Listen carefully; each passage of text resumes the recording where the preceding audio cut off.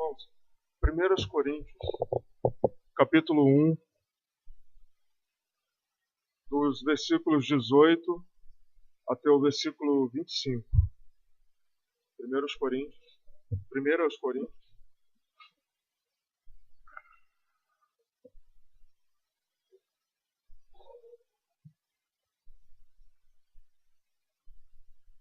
versículo 18 ao versículo 25. O tema da Sociedade Bíblica do Brasil diz a mensagem da cruz. Eu vou ler. Certamente, a palavra da cruz é loucura para os que se perdem, mas para nós que somos salvos é poder de Deus. Pois está escrito: destruirei a sabedoria dos sábios e aniquilarei a inteligência dos instruídos. Onde está o sábio? Onde está o escriba? Onde o inquiridor deste século? Porventura não tornou Deus loucura a sabedoria do mundo? Visto como, na sabedoria de Deus, o mundo não o conheceu por sua própria sabedoria, aprove a Deus salvar os que creem pela loucura da pregação. Porque tanto os judeus pedem sinais, como os gregos buscam sabedoria. Mas nós pregamos a Cristo crucificado, escândalo para os judeus e loucura para os gentios. Mas para os que foram chamados, tanto judeus como gregos, pregamos a Cristo, poder de Deus e sabedoria de Deus, porque a loucura de Deus é mais sábia do que os homens, e a fraqueza de Deus é mais forte do que os homens. Irmãos, o tema da mensagem é a verdadeira sabedoria de Deus. Eu lembro, na minha época de pentecostalismo, e dos congressos, da época que eu estive em missões em tempo integral, da época em que eu ia aos cultos durante a semana, e sempre que ocorriam manifestações grotescas, pessoas caindo no chão, proferindo palavras incompreensíveis, e que alguém quisesse chegar e pegar a Bíblia e abrir e falar, e comparar aquilo com as Escrituras, a pessoa falava assim: você é um fundamentalista islâmico, você é um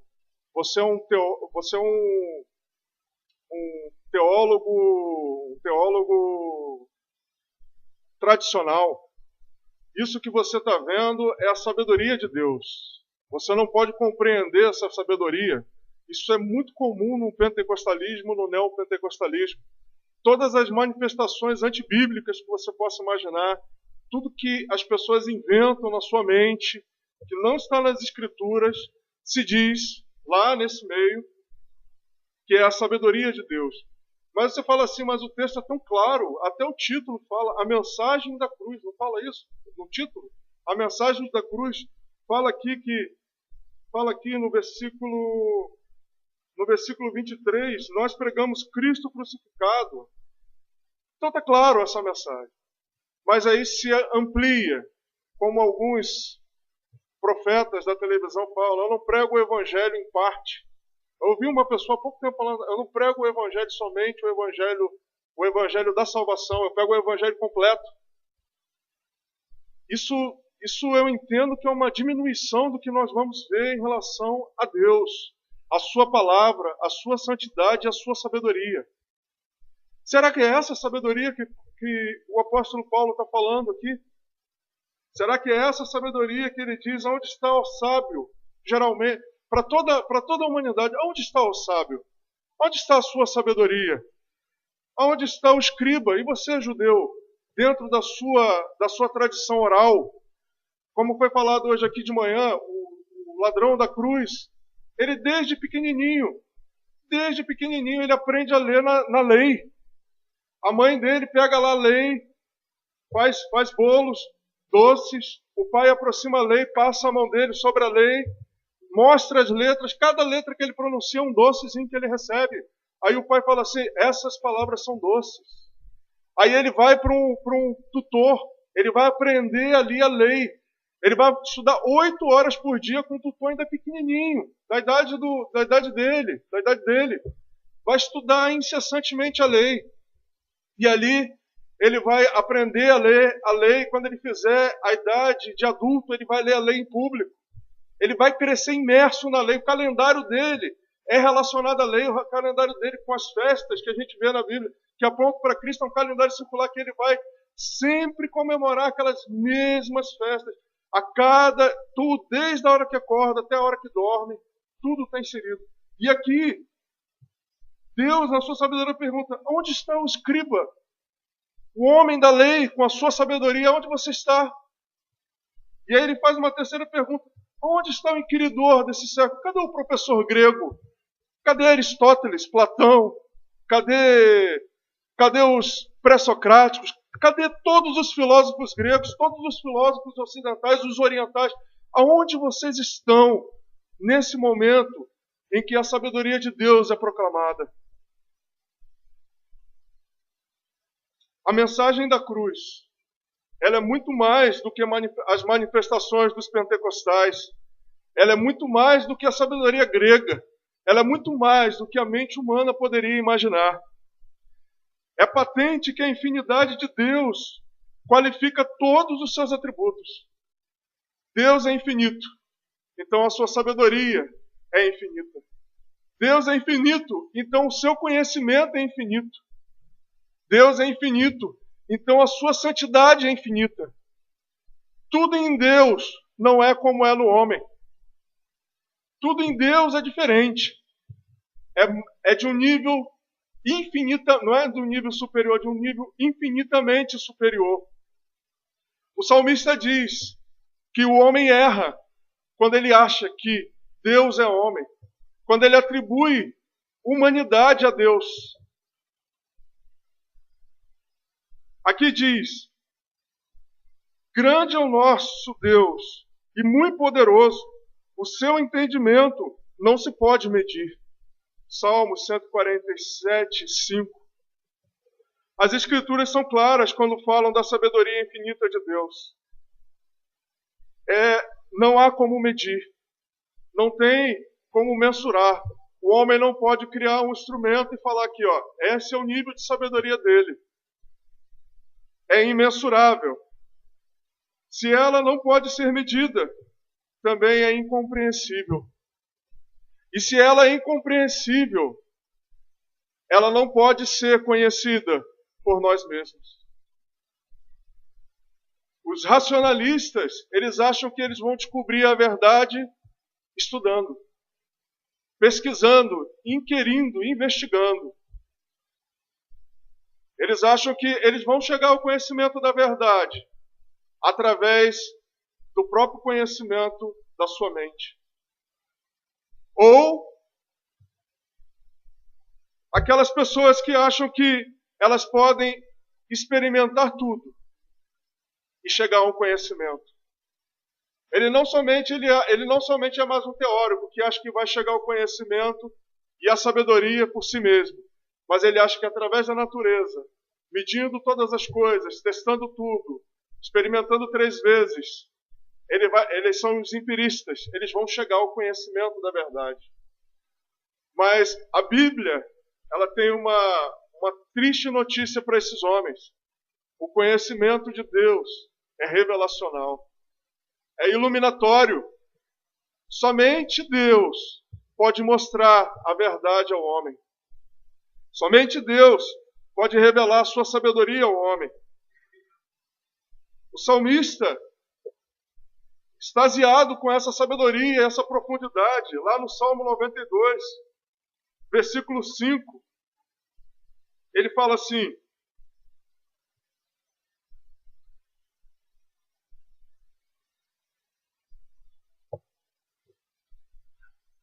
quão grandes, Senhor, são as suas obras, os teus pensamentos, que profundos. E Paulo complementa, proferindo: ó profundidade das riquezas, tanto da sabedoria como do conhecimento de Deus. Quão insondáveis são os teus juízos, e quão inescrutáveis os teus caminhos. O homem que acha que por si mesmo, ou que por si só, eu tenho feito faculdade, irmãos, depois de muitos anos eu voltei para estudar. E eu vejo tantos homens, tantas pessoas que acham alguma coisa de si mesmos, que acham que conhecem alguma coisa, que acham que o que elas sabem é tudo, e que tudo gira ao redor delas, e que desdenham das Escrituras, que desdenham de tudo que pode se aproximar da palavra, e de tudo que pode se aproximar de uma sabedoria divina. Eles desprezam a profundidade e a riqueza, porque eles não podem ver. Eles desprezam os insondáveis juízos e os inescrutáveis caminhos do Altíssimo, porque por si próprios eles são totalmente incapazes de se aproximar ou de perceber algo. Os homens podem medir o que lhes é comum. Posso medir ao meu igual, mas não conseguem compreender por si mesmos a sabedoria divina, porque ela ultrapassa o entendimento deles. Jó, capítulo 11, do versículo 5 ao versículo 9.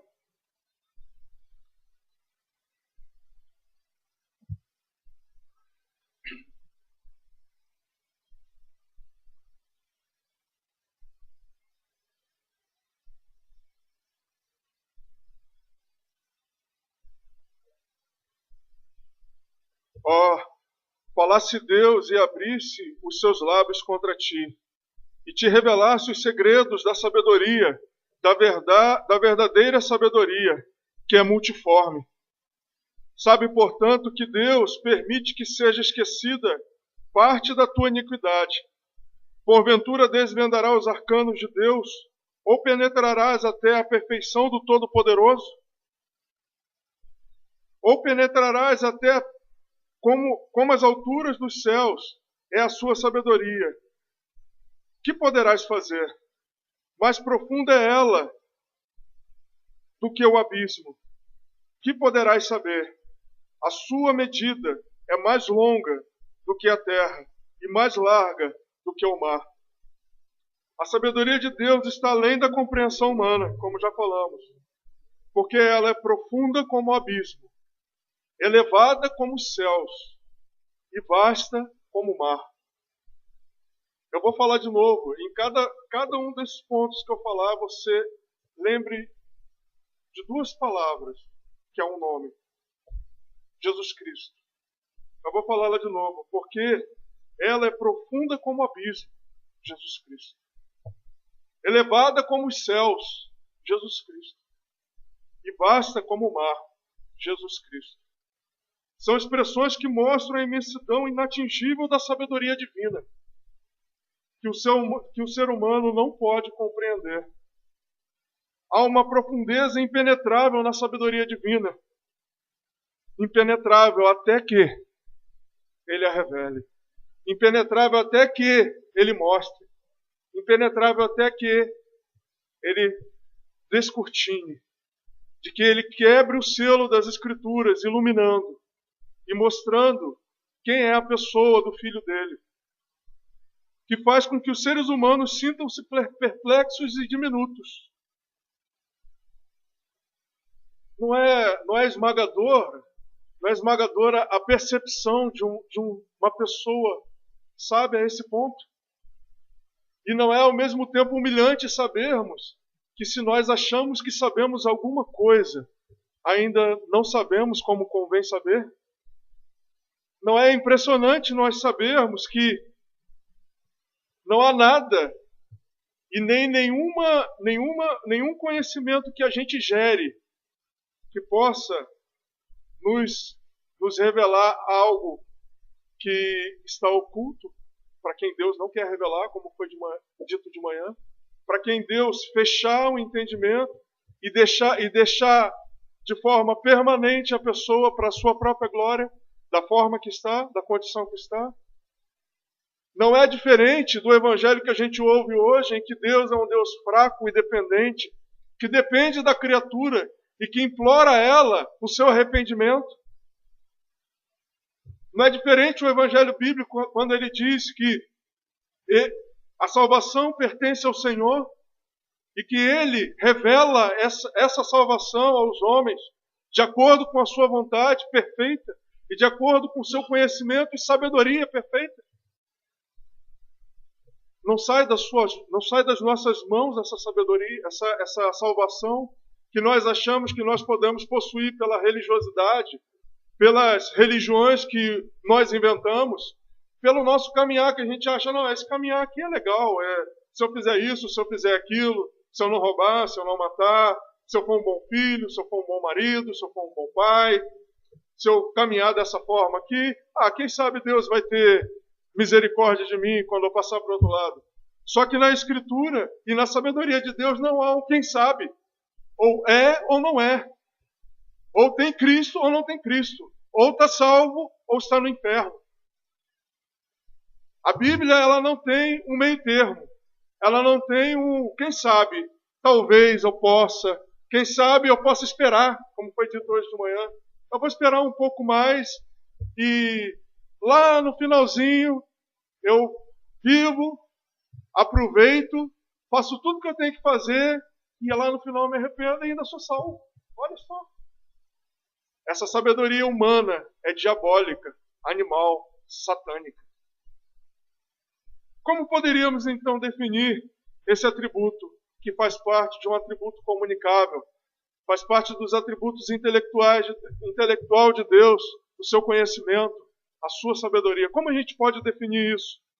A sabedoria de Deus pode ser concebida como sendo um aspecto particular do seu conhecimento. Em Deus, o conhecimento é a causa e a sabedoria é o efeito. Não há como o conhecimento de Deus ser destituído de sabedoria. Não há como o conhecimento de Cristo ser separado de sua sabedoria. Ele sabe todas as coisas possíveis, todas as coisas reais, todos os eventos, conhece todas as criaturas, todo o passado, todo o presente, todo o futuro. A pessoa fala assim, Deus salvou fulano, porque ele viu que ela teria fé. Não é assim que a gente ouve? Em 98% das igrejas hoje. Mas, quem provocou a fé a esse homem? Quem está presente lá no futuro como está presente aqui no presente? Quem está presente lá no passado como está presente aqui no presente? É o Deus Eu Sou. Ele é Eu Sou no passado. Ele é Eu Sou no presente. Ele é Eu Sou no futuro. Ele é. O tempo para ele é no passado. O tempo para ele é no futuro. Não há sentido falar em futuro para Deus. Não há sentido em falar em passado para Deus. Deus simplesmente é. Ele é o Deus presente no passado. Ele é o Deus presente no presente. Ele é o Deus presente no futuro. Ele conhece perfeitamente todos os pormenores da nossa vida, da vida de todos os seres que há nos céus, na terra, em todos os lugares. Conhece o que está em trevas, como diz Daniel 2:22. Nada escapa à sua atenção. Nada pode ser escondido dele. Os seus olhos veem todos os pecados.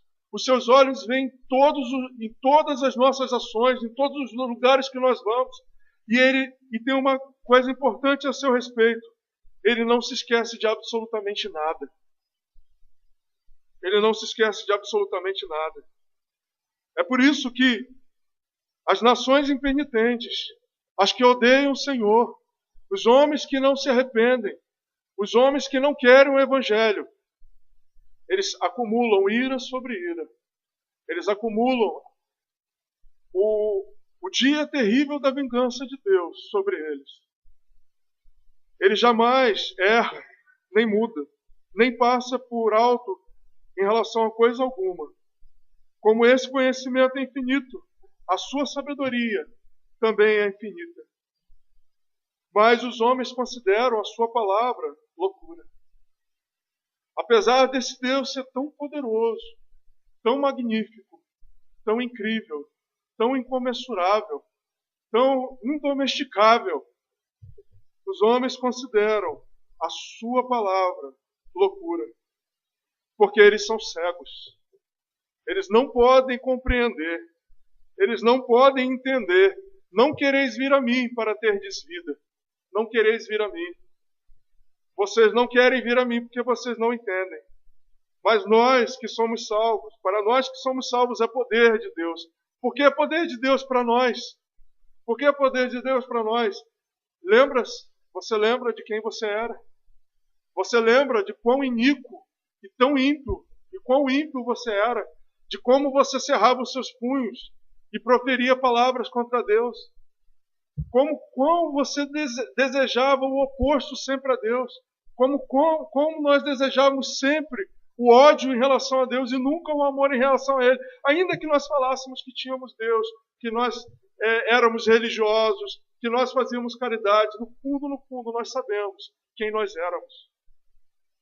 Por isso é poder, somente um poder infinito poderia salvar pecadores tão terríveis como nós. Um dia Deus chegou até nós e destruiu a nossa própria sabedoria, destruiu as nossas próprias justificativas diante dele, os nossos, bem, eu sou bom, bem, eu faço isso, bem, eu faço aquilo. Um dia ele veio com uma sabedoria que não era nossa, com uma inteligência que não era nossa, e nos deu uma instrução que não era imaginada por nós. Como esse conhecimento é infinito, a sua sabedoria é infinita. Em Deus, a sabedoria não pode existir sem o conhecimento, como nós já falamos, de todos os fatos pertinentes ao seu propósito. Então, a sua sabedoria e o seu conhecimento têm profunda relação e intimidade com os seus propósitos, que não tiveram início, que não tiveram um começo, que não tiveram um tempo, mas que são eternos. Berkoff, que é um teólogo da nossa igreja, ele descreve a sabedoria de Deus como aquela perfeição de Deus, por meio da qual ele aplica o seu conhecimento para a obtenção dos seus fins, conforme a maneira que mais o glorifique. Qual é o motivo da sua sabedoria? Aí você diz, pelo que nós vemos em relação à mensagem da cruz, é a salvação do perdido. Não, ela está inclusa nisso. Mas qual é? Qual é a maneira que mais o glorifica? É Cristo vindo à terra e morrendo pelos pecadores, de uma forma que nós não imaginaríamos. Nós vamos ver isso. Não para salvação como um fim dos pecadores, mas a salvação dos pecadores como um meio para a glória de Deus. Essa é uma outra coisa que o Evangelho de hoje não prega. A sabedoria de Deus, através do Evangelho, e a salvação do pecador, ela se tornou o fim do Evangelho. Ela se tornou o fim da sabedoria de Deus. Mas o fim da sabedoria de Deus não é a salvação do pecador, é a glória dele. Como foi dito hoje de manhã também. Não é essa a razão, então, que as Escrituras dizem, em Colossenses 2, versículo 2.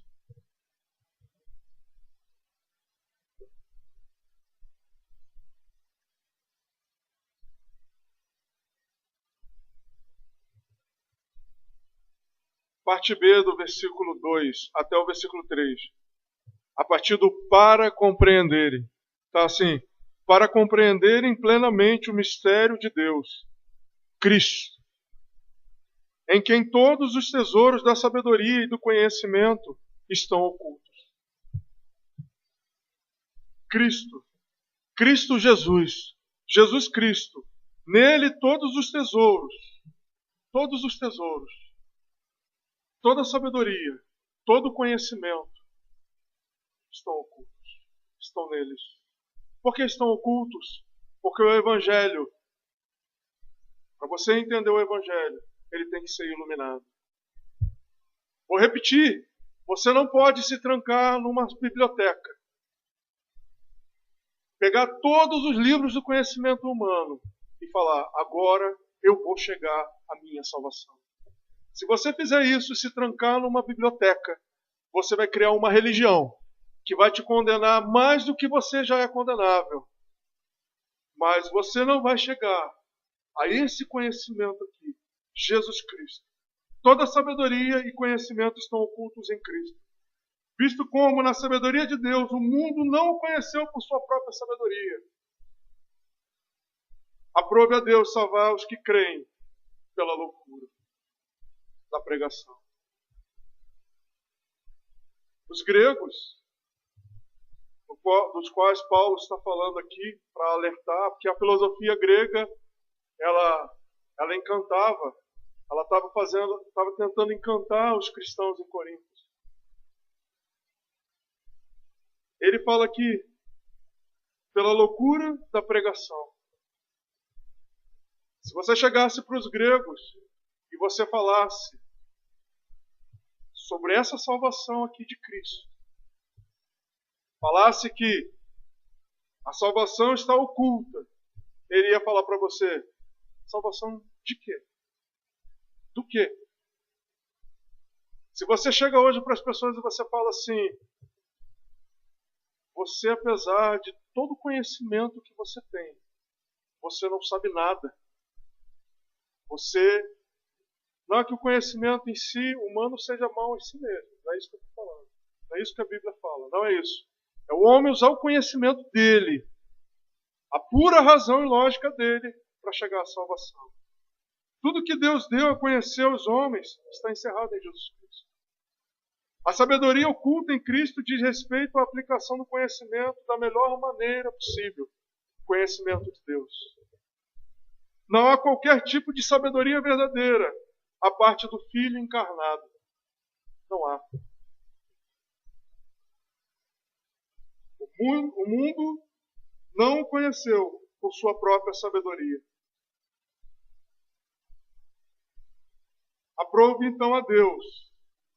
Deus decidiu. Deus quis salvar aos que creem pela loucura da pregação. Isso aqui é uma ironia. Não é uma loucura. Essa é uma sabedoria. Por que ele fala loucura? Porque os homens assim consideram. Essa sabedoria está oculta em Cristo, é originária nele. Não é que Deus colocou em Cristo sabedoria. Ele é sabedoria. É nele. É criadora. É planejadora, orientadora, diretora, redentora. Nele. Está contida nele. Na pessoa dele. Nenhum tipo de sabedoria se iguala a essa.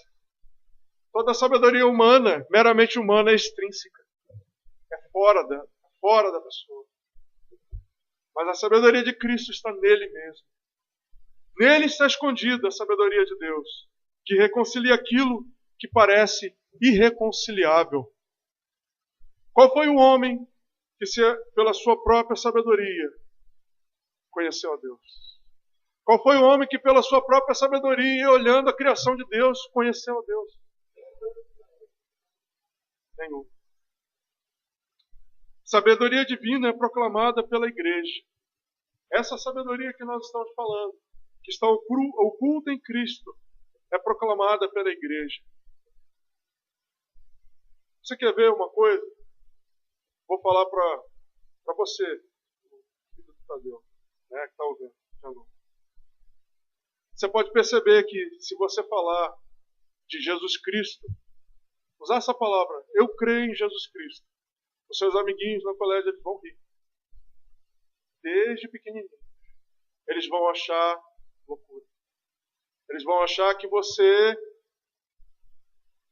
não pensa direito, não pensa como o professor ensina.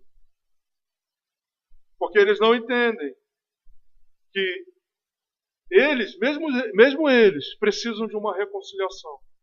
Mesmo eles precisam de uma salvação. Mesmo ainda pequenos, eles são maus. Então, como igreja, você no seu colégio, você na sua faculdade, nós no nosso trabalho, nós no nosso dia a dia comum, nós não devemos nos envergonhar dessa cruz que é escândalo, dessa cruz que é vergonhosa para o judeu. Por que ela é vergonhosa? Porque ela tem a aparência de fraqueza. Ela não expressa a vitória de uma nação. Ela não expressa a vitória de um povo poderoso. Farei de ti uma poderosa nação. Ela não expressa isso. Ela é de um tipo diferente, espiritual. Em Efésios 3:10 a 11, diz assim: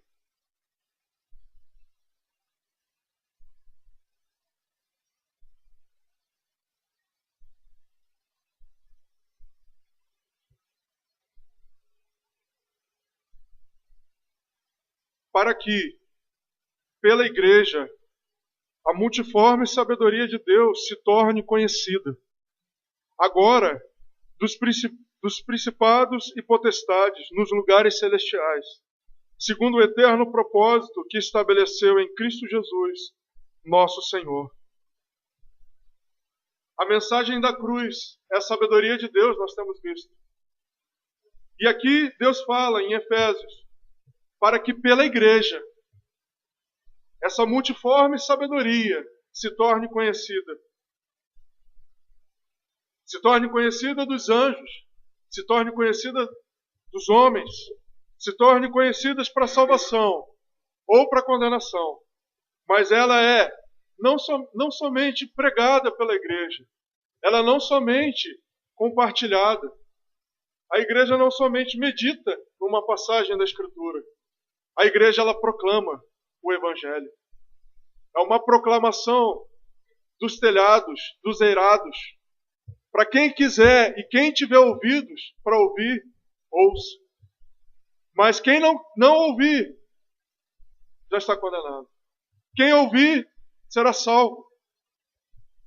Mas essa palavra, essa multiforme sabedoria de Deus, essa sabedoria de Deus, ela não precisa de ajuda. O que nós vemos hoje? Nós vemos a igreja tentando tornar essa mensagem da cruz mais sábia. Mais do que ela acha que ela não é suficiente para que os homens venham a Cristo. As pessoas acham que essa mensagem é simples demais, porque elas não entendem a profundidade, a largura do que ela representa e do que ela fala. Jesus Cristo, somente este crucificado. Mas nós pregamos Cristo crucificado, escândalo para os judeus e loucura para os gentios. Mas os que foram chamados, tanto judeus como gentios, ou gregos, pregamos Cristo, poder de Deus e sabedoria de Deus. A sabedoria aqui é citada como um meio de revelar o plano de Deus para a nossa salvação. Existe coisa mais importante para a igreja do que a salvação? Do que a salvação? Do que o pecador chegar na igreja e ouvir sobre a salvação? Não existe. Porque a glória de Deus está diretamente ligada à salvação ou à condenação.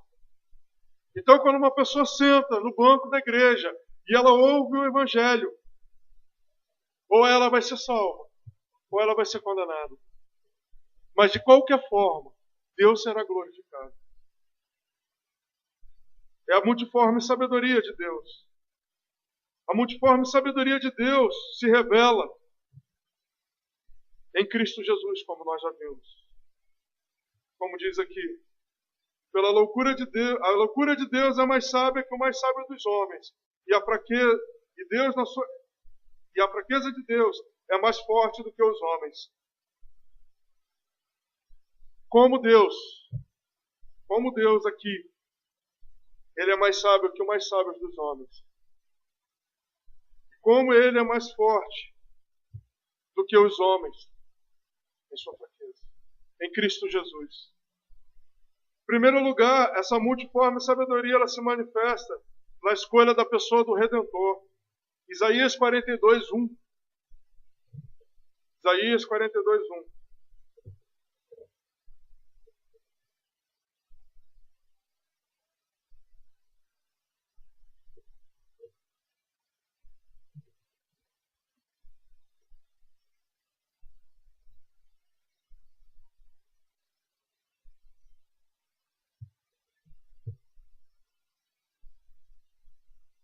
Eis aqui o meu servo, a quem sustém, o meu escolhido, em quem a minha alma se compraz.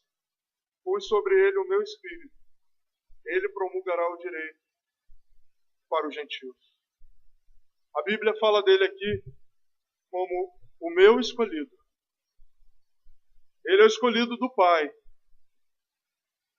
Ninguém, a não ser um ser divino, era competente o suficiente para essa grande obra.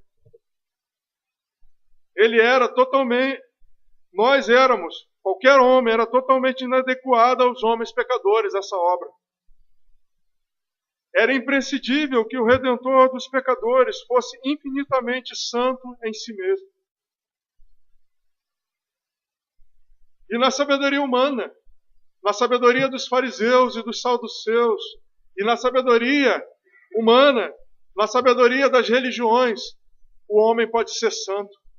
Na sabedoria humana, o homem pode ser canonizado. Na sabedoria humana, o homem pode ser considerado bom. Na sabedoria humana, o homem pode ser honrado como um santo.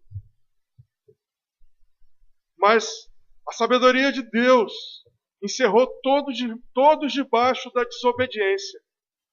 Não há um justo sequer. Não há quem entenda. Não há quem faça o bem. Todos se extraviaram e a uma se fizeram inúteis. O Salvador é santo em si mesmo. O santo de Deus, falaram os demônios. Nós sabemos quem tu és o santo de Deus. Nenhum outro a não ser Jesus Cristo. Nenhum outro a não ser Jesus Cristo poderia cumprir esse propósito. Por isso ele é o eleito de Deus. Por ele ser o próprio Deus.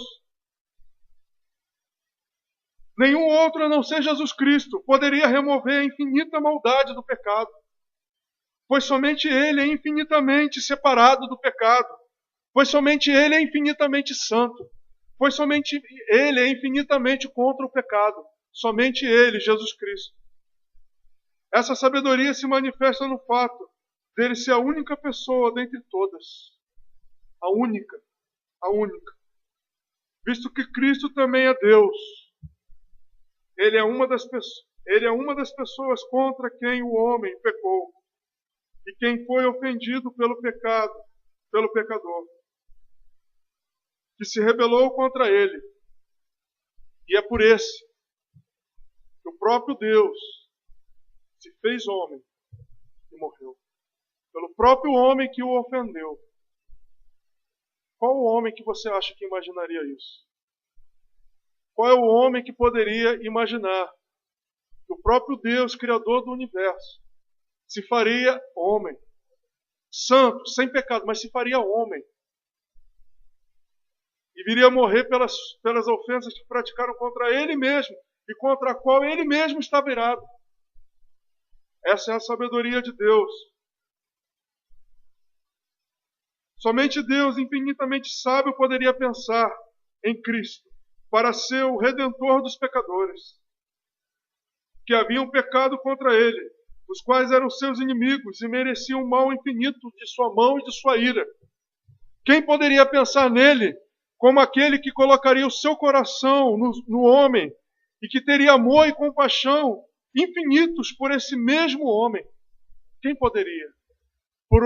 Pela sua soberana vontade e segundo o propósito da sua vontade. Assim ele exibiu sabedoria, poder, merecimento infinitos pela redenção do homem. Somente ele, somente Deus em sua sabedoria poderia imaginar isso. A multiforme sabedoria de Deus se manifesta na maneira como Jesus iria nos substituir. Ninguém poderia imaginar a maneira pela qual a pessoa de Jesus Cristo realizaria a sua obra. Nenhuma religião poderia fazer isso. Nenhum intento humano, nenhuma filosofia criada no banco de uma universidade poderia empreender um plano de redenção como o que Deus fez. Se fez representante e fiador, de modo que foi substituído no lugar do pecador. Sem pecado, mas assumiu o lugar dele. O Filho de Deus, eterno e infinitamente amado, sendo substituto no lugar de pecadores, vis, rebeldes, sobre a ira de Deus. Uma pessoa que possuía glória infinita, que era adorado eternamente, representando vermes pecadores como nós, homens ímpios, infinitamente provocadores e abomináveis por causa do pecado. O pecado desse seria jogado sobre ele. Ele carregaria a iniquidade desses homens. Ele teria que levar a culpa dos pecadores sobre si. O Santo de Deus. Essa é a loucura que o homem imagina. Isso é loucura, segundo o homem. Mas a sabedoria é mais sábia do que qualquer homem. Essa aparente fraqueza, ela é mais forte do que todos os demônios e todo o inferno em conjunto. Ele teria de se submeter a uma lei a qual o homem estava sujeito. Tanto no que se refere aos mandamentos, quanto no que se refere às punições. Quem poderia pensar em coisa semelhante para o Filho de Deus? Se submeter à lei que ele proferiu. Ter que obedecer e estar sujeito às punições dela. Qual é o homem que poderia, em toda a sua sabedoria, imaginar algo semelhante? Mas não foi só isso. A multiforme sabedoria de Deus, ela se manifesta na encarnação de Jesus, em sua humilhação. Se eu dissesse se nós pudéssemos imaginar, colocássemos qualquer imperador da terra e falássemos assim: você salvará a sua nação. A sua nação está cercada. E você vai receber um poder ilimitado para salvar a sua nação. E você vai ser vitorioso. Ele pudesse antecipadamente saber que ele seria vitorioso. E você vai ter todos os armamentos possíveis, toda a glória, toda a honra. O que você acha que esse homem faria? Pegaria todos os exércitos possíveis. Ele chegaria no local com a maior glória imaginada, com os melhores carros, os melhores cavalos. Ele colocaria terror sobre o seu inimigo. Ele apareceria em esplendor e glória e em honra. Ele viria a assumir o que ele seria realmente, o rei, o poderoso, o soberano. Como Cristo faz? Ele vem, ele encarna de forma absolutamente desconhecida, num lugar chamado Belém, sem pompa, sem ostentação, numa estrebaria, no meio de próximo a animais, ali em meio à obscuridade. Isso seria uma boa lição para os nossos apóstolos modernos, para os ministros hoje que acham que são alguma coisa ou que querem aparecer. Não é verdade? O nosso Salvador, em sua sabedoria, encarnou, se humilhando, assumindo a forma humana no ventre de Maria, para que o Filho de Deus fosse o substituto no lugar do pecador. Ele teria que tomar para si a dívida que pertencia ao pecador e viver aqui em perfeita obediência à lei de Deus. Mas qual criatura conseguiria imaginar essa humilhação, essa vida? Teve que fugir de Herodes. Teve que trabalhar de forma obscura no local chamado Nazaré. Pode vir alguma coisa boa de Nazaré? Perguntou o discípulo. Local obscuro, local desconhecido, não escolheu o melhor lugar do mundo. Carpinteiro, trabalhando com as próprias mãos, em serviço braçal, desconhecido. Não era considerado pelos fariseus até ele começar a ensinar como alguém. Não era considerado, ficou em absoluta obscuridade. como uma pessoa divina, que é infinitamente feliz e imutável, em sua essência, poderia sofrer dor e tormento. Sofreu durante toda a sua vida. Toda a sua vida, como a gente tem aprendido nas escolas bíblicas dominicais, nas pregações, foi vicária. Cada momento da sua vida foi de sofrimento, foi de pressão, porque o Santo de Deus, a lei viva, estava presente. Incomodava as trevas, incomodava o pecador. O pecador se incomodava com a luz. Como alguém que é objeto do amor precioso e infinito de Deus, poderia sofrer a ira do próprio Pai. Essa é a sabedoria de Deus. Porém, o Verbo se fez carne. É Deus e homem em uma única pessoa. Salmo 22.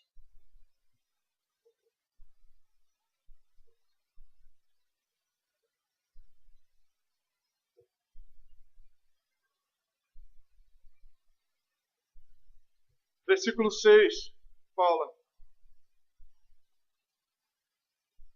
Mas eu sou verme, e não homem, opróbrio dos homens e desprezado do povo. Todos os que me veem zombam de mim. Afrouxam os lábios e meneiam a cabeça. Confiou no Senhor, livre-o ele agora, salve-o, pois nele tem prazer. Contudo, tu és que me fez nascer e me preservaste, estando eu ainda no seio de minha mãe. A ti me entreguei desde o meu nascimento, desde o ventre de minha mãe. Tu és meu Deus. Não te distanciaste de mim, porque a tribulação está próxima e não há quem me acuda. Muitos touros me cercam, fortes touros de Bazã me rodeiam.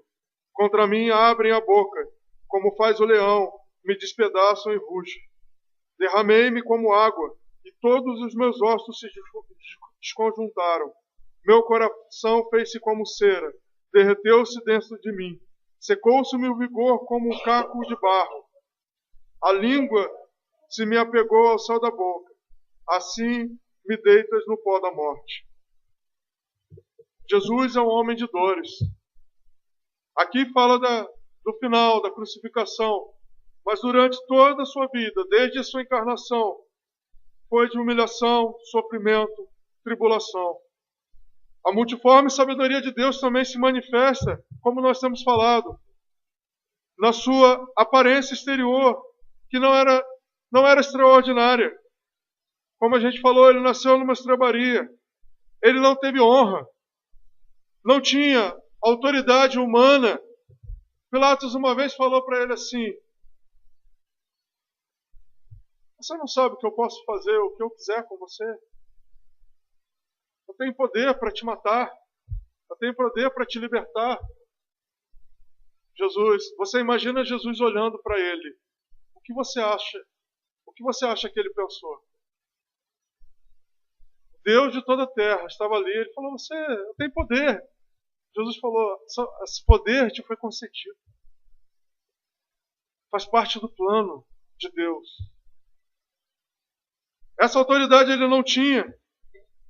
Não tinha nenhum poder superior, pompa, esplendor. Viveu no anonimato, como uma família de classe baixa. Não são seus irmãos entre nós? Não está aqui. Ele enlouqueceu. Quem é esse homem? Não é isso que falavam dele? Ter uma condição de vida simples.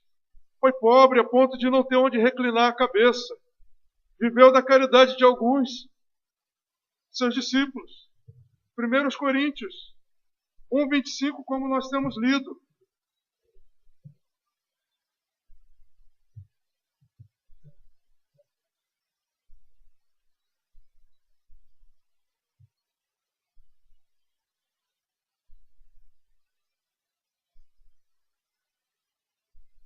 É a loucura de Deus, que é mais sábia do que os homens. É a fraqueza de Deus, que é mais forte do que os homens. A multiforme sabedoria de Deus também se manifesta na sua morte. Quão espantoso é o fato de alguém que é o Deus vivo e a fonte da vida tenha sido levado à morte. Que alguém que criou o mundo e que deu a vida por todas as suas criaturas, que tenha dado a vida a todas as suas criaturas, tenha sido morto por suas próprias criaturas. A sabedoria humana não poderia imaginar isso. Que alguém com uma infinita majestade e glória, o objeto do amor, dos louvores e adoração dos anjos, tenha sido escarnecido e desprezado pelos homens mais perversos. Que alguém que é infinitamente amado pelo Pai tenha sido deixado em agonia, indizível, sobre a ira do seu próprio Pai. Isaías 53, do versículo 1 ao versículo 7.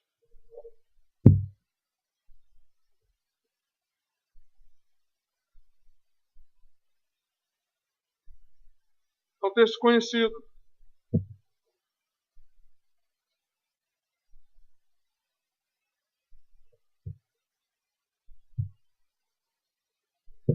A partir do versículo 3, diz assim.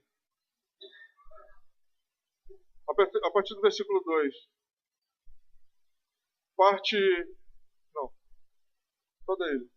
Porque foi subindo como um renovo perante ele, como uma raiz de uma terra seca. Não tinha aparência nem formosura. Olhámo-lo, mas nenhuma beleza havia para que nos agradasse.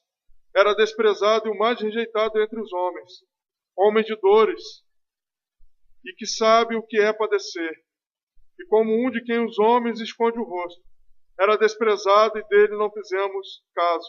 Certamente ele tomou sobre si as nossas enfermidades, e as nossas dores levou sobre si. E nós o reputávamos por aflito e ferido de Deus e oprimido.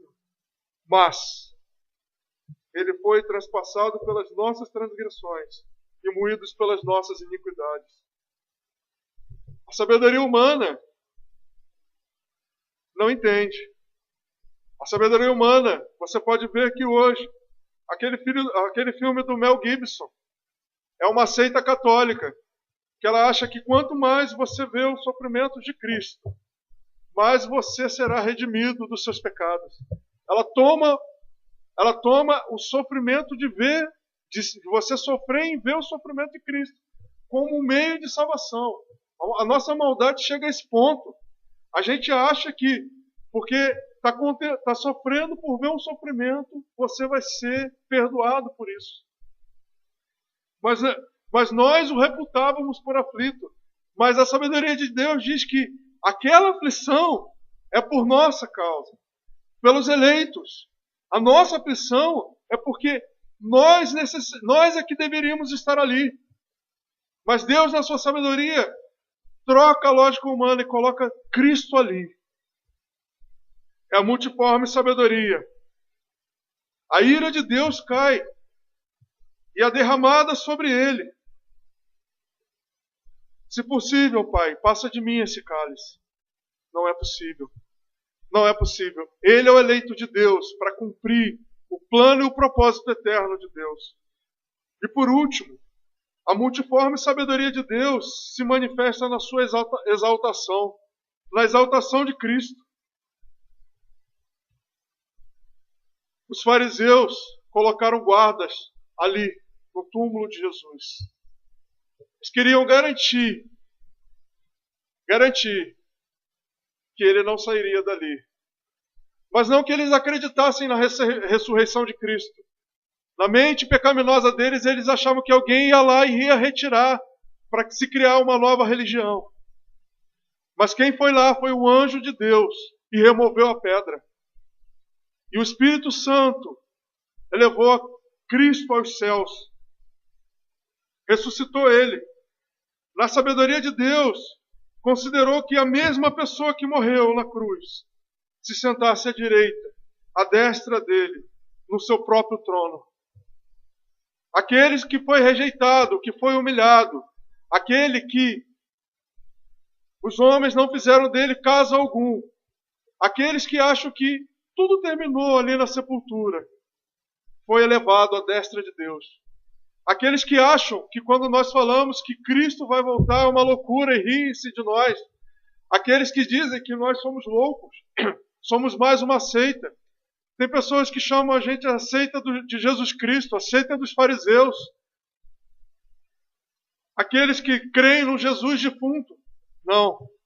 Como falavam lá, esse aí é da seita dos fariseus que creem no tal Jesus defunto. Lembra quando explicavam isso a respeito de Paulo? Deus o fez, Cristo Senhor, elevado à destra dele no seu próprio trono, como supremo governador do mundo, que tivesse poder absoluto sobre todas as coisas concernentes à salvação do homem, que fosse juiz do mundo. Era imprescindível que a mesma pessoa que adquiriu a salvação pudesse concedê-la gratuitamente.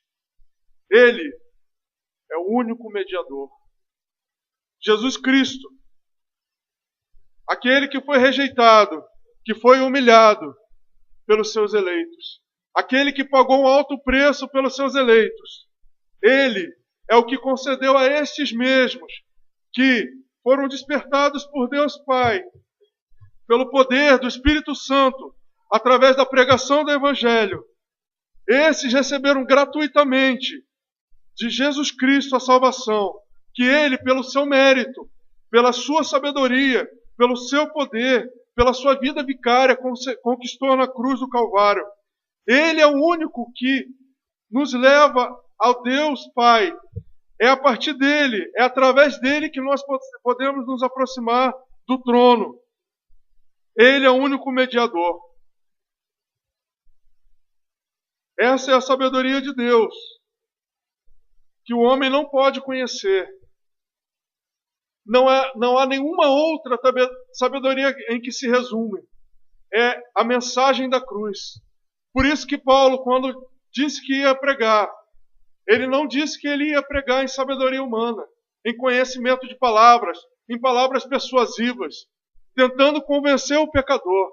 Mas ele ia somente falar exatamente isso aqui. Encarnação, vida vicária, morte numa cruz, ressurreição, exaltação, ida ao Pai somente através de Cristo.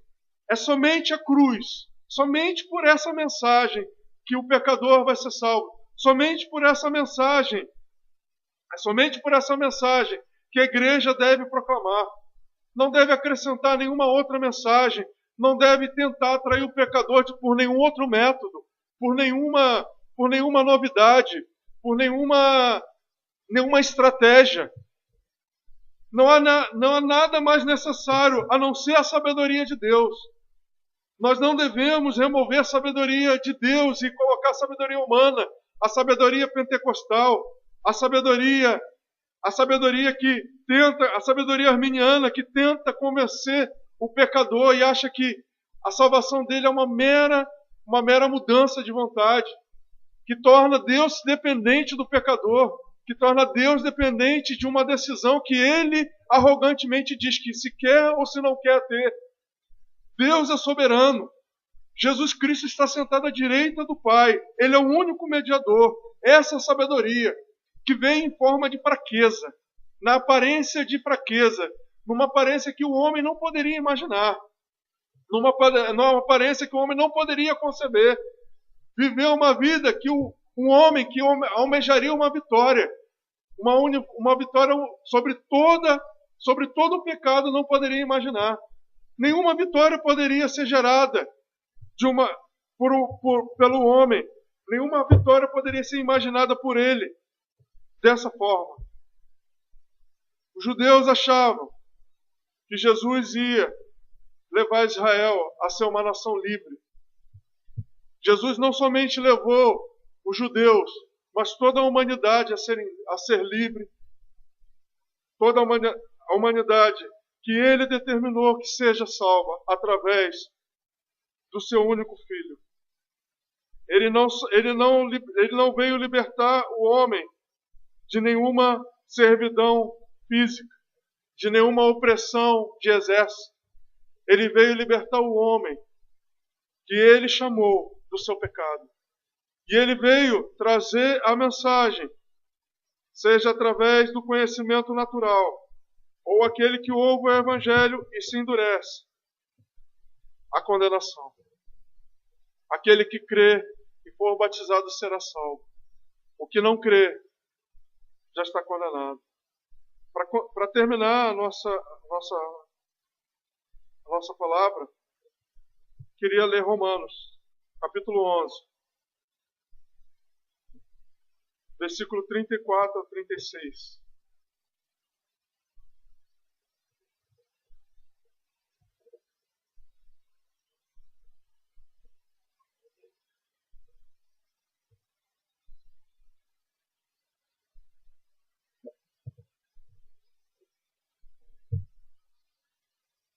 Quem, pois, conheceu a mente do Senhor? Ou quem foi o seu conselheiro? Ou quem primeiro deu a ele, para que ele venha a ser restituído? Porque dele, e por meio dele, e para ele são todas as coisas. A ele a glória eternamente. Amém. A salvação somente através de Cristo. E somente através da sua graça. E somente através dos seus méritos. E somente através da sua perfeição. E somente através da sua sabedoria. É a única possível. É a única que glorifica a Deus. É a única mensagem. Não há outra que a igreja tem que proclamar. Não há outra mensagem para missões. Não há outra missão, não há outra palavra para o pecador. Não há outra palavra para o mundo perdido que a igreja deve proclamar. Ela não deve se preocupar se 1000 pessoas vêm a Cristo e manifestam frutos de salvação. Ou se uma pessoa vem a Cristo e manifesta fruto de salvação. Isso não é o que importa. O que importa é que, através dessa sabedoria, ele venha a ser glorificado eternamente. Porque é através dessa sabedoria que ele será glorificado eternamente. Não importa o que nós achamos. Não importa o que nós imaginamos. O que nós desejamos. Não importa se você deseja que muitas pessoas se salvem. Não é isso que importa. O que importa é que o que Deus determinou vai ser cumprido. O que ele empreendeu através do seu Filho acontecerá. O nome dele vai ser glorificado através da pregação desse evangelho simples. Para nós que somos salvos, é poder de Deus. É sabedoria de Deus, é profunda. Mas não deixa de ser simples, se resume em Jesus Cristo.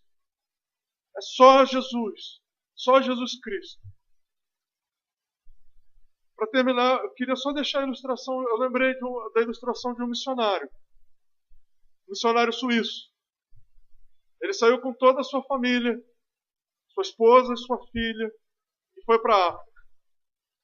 E ele foi pregar para tribos que não aceitavam a pregação dele porque a cor dele, branca, ofendia o Deus daquela tribo. Então ele não podia ir até aquela tribo pregar. E ele nem alimento ele conseguia. Mas tinha um menino naquela tribo que levava fruta para eles. Levava fruta. Todos os dias ele levava fruta. Todos os dias ele levava fruta. E a esposa dele aproveitava a oportunidade quando recebia a fruta para preparar o alimento para a família. Falava de Cristo. Falava desse evangelho, que é a sabedoria de Deus. A esposa dele adoeceu. Ela estava grávida. O filho adoeceu. Os dois morreram. Ela teve um filho antes disso. Os 2 filhos dele, maior, a esposa morreu. O filho adoeceu e o filho menor já tinha nascido. Ele cavou um buraco que era muito longe do local onde ele cavou lá, enterrou a esposa, fechou aquela cova e olhou para a casebre onde ele ficava e estava lá o filho chorando na porta e a criança menor chorando lá fora. Ele pegou o filho, pegou a criança, viajou até o ponto mais próximo da missão e foi embora. Foi embora. Ele não queria mais ser missionário, porque as missões não geraram fruto, de acordo com a opinião dele. Essa é a sabedoria humana. Aquele garoto que colhia frutas, levava fruta todos os dias, Deus salvou aquele garoto. Desde pequenininho, ele foi salvo. Ele entrou depois em contato com a missão. Ele cresceu junto à missão. E eu não sei se esse missionário veio a descobrir, antes da morte dele, que houve um fruto, mas isso não é o importante. O importante é que, mesmo que esse garoto não tivesse sido salvo, não haveria motivo para se criar nenhuma outra estratégia. Não haveria motivo para se inventar nenhuma outra mensagem, a não ser Cristo e esse crucificado,